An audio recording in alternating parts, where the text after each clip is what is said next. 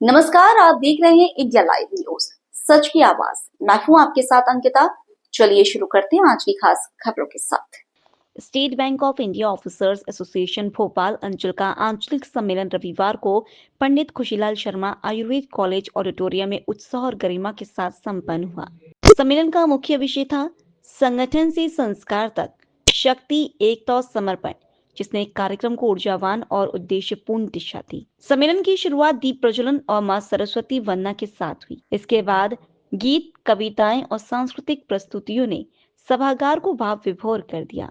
विशिष्ट अतिथि DIG cyber Niranjan व्यंकर ने तेजी से बढ़ते साइबर खतरों और उनसे सुरक्षा के उपायों पर मार्गदर्शन दिया। सर्कल अध्यक्ष अनिल श्रीवास्तव ने संगठन की उपलब्धियों और कल्याणकारी पहलों पर प्रकाश डाला, जबकि सर्कल महासचिव संजीव मिश्रा ने एसओपी आधारित कार्य और टीम भावना पर जोर दिया। सम्मेलन में सेवा संगठन, ओबीसी संगठन और एआईबीओसी मध्य प्रदेश की टीम की उपस्थिति ने आयोजन की व्यापकता और एकजुटता को प्रबल किया। कार्यक्रम का समापन एसबीआईओए सर्कल डीजीएस रजनीश पौराणिक के आभार प्रस्ताव और लंच एवं स्मृति उपहार वितरण के साथ हुआ। सम्मेलन सार एकजुट संगठन ही सुरक्षित बैंकिंग और उज्जवल भविष्य की मजबूत नींव है। मैं Subin Sinha, deputy general secretary Bhopal module का हूँ, जिसमें 7 रीजन आते हैं। ये कार्यक्रम हमारा जो है परंपरागत कार्यक्रम है। इसी तारतम्य में हमने ये कार्यक्रम रखा। अलग अलग रीजन से हमारे सभी पदाधिकारी सदस्य जो हैं वो यहाँ उपस्थित हुए हैं और कार्यक्रम का मुख्य उद्देश्य एक मिलन है। लोगों का मेल जोल हो जाता है, जो अलग अलग जगहों पे काम कर रहे हैं, सभी साथी एक दूसरे से मिलते हैं। उसके अलावा जो बैंकिंग चैलेंजेस हैं उस पे हम चर्चा करते हैं। जैसा अनिल सर ने बताया कि डीआईजी साइबर यहाँ उपस्थित हुए थे हमारे विशेष निवेदन पे। उन्होंने बहुत सी बातें ऐसी बताई जिसमें कि साइबर में हम कैसे चेक पॉइंट लगा सकते हैं, कैसे साइबर क्राइम को रोक सकते हैं, और बाकी जो दिन प्रतिदिन जो हमारी जो बातें हो रही हैं, बैंकिंग जो कार्य हो रहे हैं, उसमें कैसे सावधानियां बरतें, कैसे उसके कार्य को हम करें ताकि जो है बैंक भी हमारा दिनों दिन तरक्की करे और हम भी सुरक्षित रहें।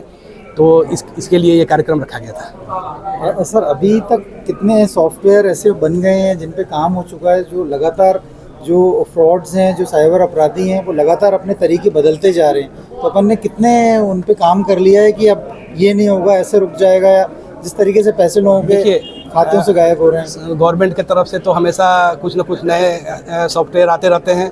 हमारे बैंक का जो सॉफ्टवेयर होता है वो अपडेटेड होते रहता है, जिसमें कि हम अपने कंप्यूटर को, जो हमारा बैंकिंग दिन प्रतिदिन जो हमारा जिससे बैंकिंग होता है, उसमें हमारा 7 दिन पे एक बार सॉफ्टवेयर अपडेट होता ही है, ऑटोमेटिक अपडेट होता है। और कोशिश यही है बैंक की कि जो चैलेंजेस हैं उस चैलेंजेस से हम ओवरकम कर सकें और हम उसका समाधान निकाल सकें। अच्छा, पूरे बैंक को ट्रेनिंग दी जा रही है, कुछ पार्ट है या विंग बना हुआ है जिसको? नहीं, हमारे सारे जो अधिकारी हैं वो कभी ना कभी डायरेक्ट कस्टमर के संपर्क में आते हैं। आज वो अगर बैक ऑफिस में हैं तो कल वो ब्रांच में रहेंगे और वो उनको हमेशा ट्रेनिंग दी जाती है।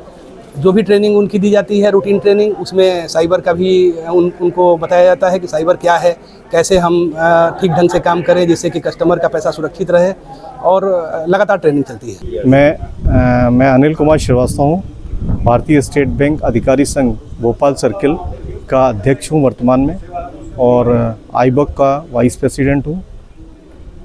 यहाँ पर ये जो कार्यक्रम हो रहा है, ये कार्यक्रम का मूल उद्देश्य जो आने वाली बैंकिंग की बहुत सारी चैलेंजेस हैं, उन चैलेंजेस को किस तरीके से उसको एक्सेप्ट करेंगे, उनसे निपटेंगे, उसके बारे में हमारे साथियों के साथ चर्चा करना था। तो इस कॉन्फ्रेंस का नाम वैसे हम लोग जोनल कॉन्फ्रेंस के रूप में रखते हैं, जिसमें कि लगभग 700 से 800 अधिकारी पूरे जो हमारे 7-8 इधर आरबीओज हैं उससे वहाँ से आए हैं। करीब 400-500 किलोमीटर दूर से यहाँ पर इकट्ठा हुए हैं। और इस चर्चा में हमने, चूँकि आजकल साइबर अटैक्स, डिजिटल अरेस्ट, इस तरीके की बैंकिंग में घटनाएं हो रही हैं, तो इन बैंकिंग में डिजिटल फ्रॉड्स हो रहे हैं, तो इन घटनाओं को किस तरीके से निपटा जाए, इसलिए हमने साइबर एक्सपर्ट्स, पुलिस के उच्चाधिकारी डीआईजी से बात की थी। तो वायंगर निरंजन जी यहाँ पर आए और उन्होंने हमें इसके बारे में बहुत सारी सावधानियां बरतने के लिए किस तरीके से बैंकिंग के अधिकारी सावधानी बरतें, उस पर चर्चा हुई। और हमारे संगठन के जो हैं महासचिव, अध्यक्ष, मैं खुद, हमारे उप महासचिव भोपाल मॉड्यूल के, उन्होंने यहाँ पर संगठन के बारे में बात की, संगठन की गतिविधियों के बारे में बात करी। क्योंकि बैंकिंग सेक्टर इतना वाइब्रेंट सेक्टर है। हम भोपाल सर्किल में स्टेट बैंक ऑफ इंडिया का अपना अलग एक कंट्रीब्यूशन है मध्य प्रदेश के उत्थान में, आर्थिक उत्थान में, छत्तीसगढ़ के आर्थिक उत्थान में। तो हम यहाँ पर जो बैंकिंग सेक्टर से जो हमारे अधिकारियों के लिए जो चैलेंजेस हैं, उन पर हमने यहाँ पर चर्चा की। प्राइवेटाइजेशन का, डिजिटल बहुत सारे जो चेंजेस आ रहे हैं, एआई से नए जो चैलेंजेस हैं, हमारे अभी भारत सरकार ने लेटरल एंट्री में एमडीज़ की एंट्री करी है, उस पर भी चर्चा करने का। इस तरीके की हमारी चर्चा 1-to-1 हमने ओपन फोरम रखा है, जिसमें कि अधिकारी हमारे हम उनसे फीडबैक ले रहे हैं और उसके समाधान के लिए हम यहाँ पर प्रयास करेंगे। ना केवल भोपाल सर्किल लेवल पर, फेडरेशन लेवल पर भी हम इसको समाधान करने का प्रयास करते हैं। सर, साइबर अपराध जो बढ़ रहे हैं लगातार, तो क्या कुछ प्रोग्राम ऐसे भी चला रहे हैं जो बैंक वालों को ट्रेनिंग देंगे? बहुत अच्छा प्रश्न आपने पूछा। साइबर अपराध जो पढ़ रहे हैं, हम साइबर अपराध, देखिए 2 तरीके से साइबर अपराध आदमी करता है। एक तो अपराधी जो है वो डायरेक्ट बताएं बैंकिंग से, उसके जो अकाउंट से रिलेटेड करता है, और दूसरा वो दूसरे मतलब फ़ोन पे करता है। जो यहाँ पर उसके अकाउंट से रिलेटेड आर्थिक जो अपराध हैं, उसमें बैंक अपने सॉफ्टवेयर को बहुत अलर्ट कर रहा है। इसके अलावा सॉफ्टवेयर को अलर्ट करने के साथ साथ हम कोई भी दुर्घटना होती है तुरंत उसको ट्रैक करते हैं, और बहुत ही फास्ट उसमें ऐसा प्रयास किया जाता है कि वो आर्थिक जो नुकसान है ग्राहक को, वो ग्राहक को ना होने पाए। जो अपराधी जो दूसरे अकाउंट में जो पैसा उनका ट्रांसफ़र हुआ है, उसको रोक सकें। इसके लिए भारत सरकार, प्रदेश सरकार और ख़ासकर भारतीय स्टेट बैंक ने 24/7 हमारी साइबर सेल है जो कि इस पर काम कर रही है। सर, जितनी तेज़ी से अभी ये बढ़ता जा रहा है, पहले चेक 2 दिन में क्लियर होता था, अब एक नया आ गया कि सेम डे क्लियर होगा, तो ये चीज़ें तो और फास्ट हो रही हैं सर। हाउ टू देखिए ये तो हमारी ग्राहक सेवा के लिए एक बेटर सर्विस है, बेटर सर्विस के लिए हम काम कर रहे हैं कि हम बताएं चेक पहले 2 दिन में पास होता था, अब वो 24 आवर्स, अभी आगे 4 घंटे में चेक पास होने के लिए भी आरबीआई की क्लियरिंग है।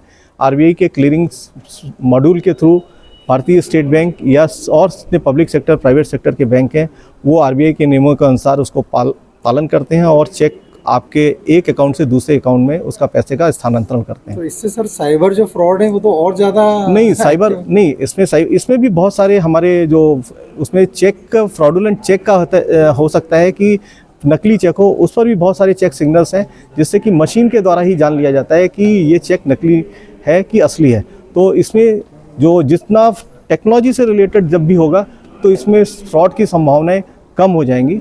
आगे वाले दिनों में सभी बैंक आरबीआई के साथ मिलकर इस पर काम कर रहे हैं। सर, आरबीआई कुछ ऐसा भी कर रहा है जो फ्रॉड हो गया तो वो सुनिश्चित करेगी ये पैसा ग्राहक को वापस मिल जाएगा? बिल्कुल सही कहा, आरबीआई इसको सुनिश्चित करता है। सारी बैंकों को उन्होंने दिशा निर्देश दिए हुए हैं और उसकी पूरी जांच होती है। जांच होने के साथ साथ अगर आप कहें कि जो मोबाइल का लॉक तक उस पर चेक किया जाता है और इसके बाद कोशिश की जाती है कि उसका पैसा जो कल्प्रिट के अकाउंट से पैसा निकलवा के उस जो ग्राहक है जिसके खाते से पैसा गया है उसको वापस किया जा सके। बहुत सारे केसेस में पैसा वापस हुआ है, बट उसमें थोड़ा समय लगता है क्योंकि ये जांच का विषय है और जो फ्रॉड करने वाले लोग हैं वो इतनी त्वरित एक स्थान से दूसरे स्थान विदेशों में पैसा ट्रांसफ़र कर देते हैं कि उसके लिए फिर हमको विदेशों के जो बैंक हैं उनके नियम हैं उनके पालन करना भी आवश्यक हो जाता है।